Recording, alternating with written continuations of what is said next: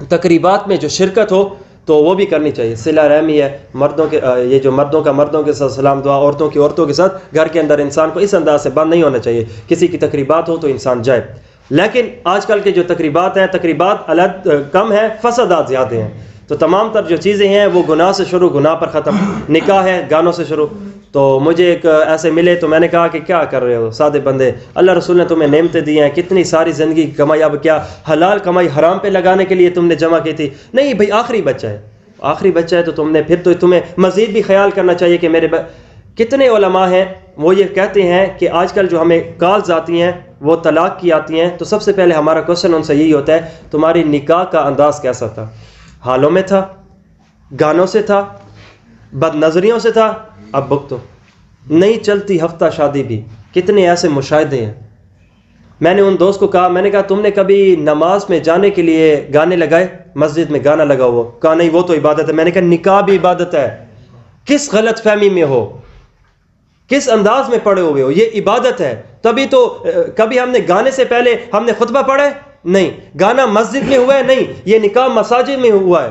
نبی علیہ الصلوۃ والسلام کا فرمان ہے مساجد میں نکاح کیا کرو، اعلان کر کے کیا کرو.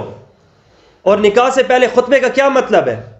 یہی مطلب ہے کہ یہ عبادت کا پہلو ہے. ایک طرف اگر معاملات کا پہلو ہے تو یہی چیز انسان چھوڑ بیٹھے. پھر اس کے بعد نقصانات. اب یہاں پہ سوال یہ ہے کہ ایک طرف یہ بھی میں نے کہہ دیا کہ تقریبات میں جانا چاہیے، دوسری طرف پہلو یہ بھی ہے کہ اب اگر جائے تو وہاں پہ گانے.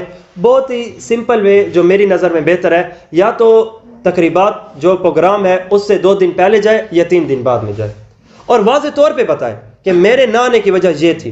جب تم رب کو ناراض کرنے کے لیے پرواہ نہیں کرتے تو ہم تمہیں ناراض کرنے کے لیے کیسی پرواہ؟ مجھے میرے قریب نے کہا کہ آپ شادیوں پہ آؤ گے، میری شادی پہ آؤ گے؟ میں نے کہا بالکل آؤں گا.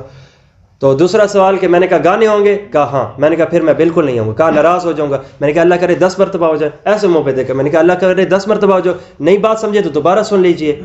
کہا یہ کیا، یہ ترتیب نہیں ہوتی؟ میں نے کہا یہ بھی تو ترتیب نہیں ہوتی جو تم نے گانوں سے شروع کر رکھا ہے. میرے نبی علیہ الصلوۃ والسلام نے تو یہ طریقہ نہیں اپنایا.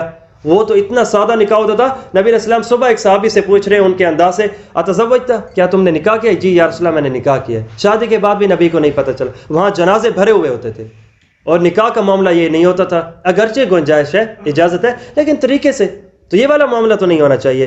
تو اس چیز سے پھر حدیث پاک میں آتا ہے، اور بندو تمہارے سامنے جب 2 پہلو آتے ہیں نا کہ اب اگر تم کرو تو اللہ ناراض، چھوڑو تو لوگ ناراض، تو اس وقت اللہ کی پرواہ کر لیا کرو، لوگوں کو چھوڑ دیا کرو. اور اس کی وجہ یہ ہے کہ تم نے مجھے راضی کیا نا، ان قریب ان ناراض کو راضی میں کر دوں گا. اور اگر تم نے مجھے ناراض کر لیا ان کو راضی کرنے کے لیے نا، جب میں بڑا ناراض ہوں نا، ان قریب وہ تم سے ناراض ہو جائیں گے. لاکھوں روپے لگانے کے بعد میں قریب تر ایسے افراد کو جانتا ہوں. علی ٹھیک آدھا میں بھئی کیا چیز؟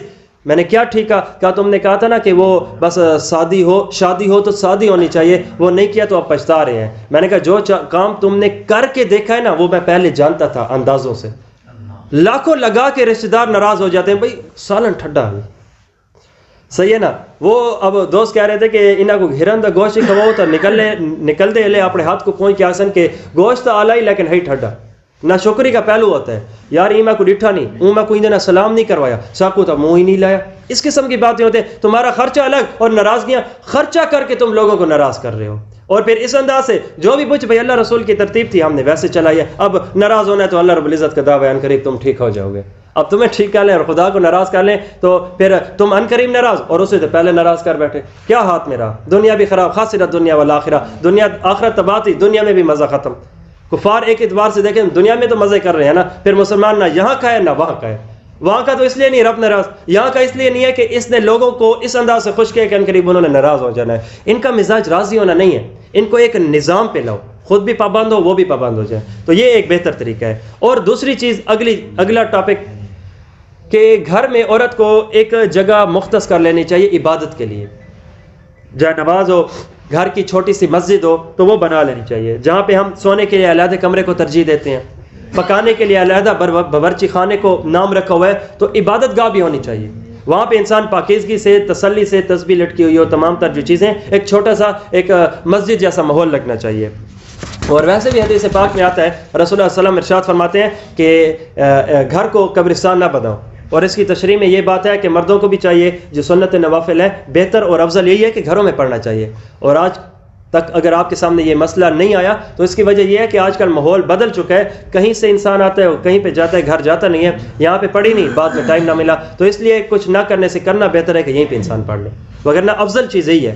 نفل میں تو دوسری بات ہی نہیں ہے کہ شان گھر ہے، اور سنتوں کے لیے بہتر یہی ہے ہمارے فقہ کے مطابق کہ گھروں میں پڑھنے چاہیے، تو وہاں اور پھر اس کے کافی فائدے بھی ہیں۔ نمبر 1، عورت اگر نماز نہیں پڑھتی تو نماز کی خاموش دعوت، بچے نہیں پڑھتے تو پتہ چلے گا ابو جان پڑھ رہے ہیں تو چلو وہ بھی نقل کے طور پہ ہی صحیح ساتھ آ جائیں گے، اور اگر عورت پڑھتی ہے رکوع صحیح نہیں یا اس جیسا کچھ بھی تو اسے موٹیویشن ہوتی ہے خامد کے عمل سے، وہ جو گھر کا بڑا کرے تو گھر کے چھوٹوں کے لیے کرنا آسان ہو جاتا ہے، فائدہ ہو جاتا ہے۔